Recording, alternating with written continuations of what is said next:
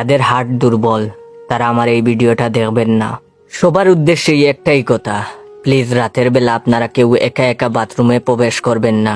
রাতের বেলা একা বাথরুমে গেলে আপনি অনেক বড় দুর্ঘটনার শিকার হতে পারেন। কথাগুলো এমনি এমনি বলছি না, আজকে ভয় পেয়ে মরতে মরতে বেঁচে ফিরছি বাথরুম থেকে। একটু আগে বাথরুমে ঢুকেছি, ঢুকার সঙ্গে সঙ্গেই হঠাৎ করে কারেন্ট চলে গেল। ভয়ে আমি দিশেহারা হয়ে গিয়েছিলাম।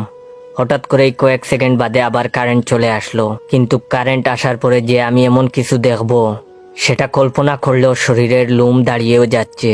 কারেন্ট আসার পর দেখতে পেলাম বাথরুমের এক কোনায় কারো মৃতদেহ বাড়ছে, তাও আবার হাওয়ার মাঝে। এটা দেখে আমার হার্টবিট বেড়ে যাচ্ছিল, মনে হচ্ছিল সেই মুহূর্তেই বয়ে মারা যাব আমি। আমি এক দৃষ্টিতে সেই মৃতদেহটার দিকে তাকিয়েছিলাম। হঠাৎ করেই যেন মৃতদেহটা আমার দিকে ঘুরে গেল, আর তার খোলা চোখ এসে পড়ল বরাবর আমার চোখের দিকে। তার চোখগুলো ঠেলে বের হয়ে আসতে চাইছিল। এমন ভৌতিক পরিস্থিতিতে যে কারো দম আটকে যাবে। অতঃপর আমি এক বুক সাহস নিয়ে সেই মৃতদেহটার কাছে যেতে লাগলাম।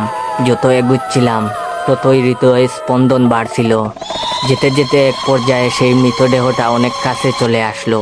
তার কাছেই গিয়ে দেখলাম সেটা আর কারো নয়, একটি তেলাপোকার মৃতদেহ ছিল, যেটা মাকড়সার জালের সঙ্গে আটকে উল্টো হয়ে ঝুলেছিল।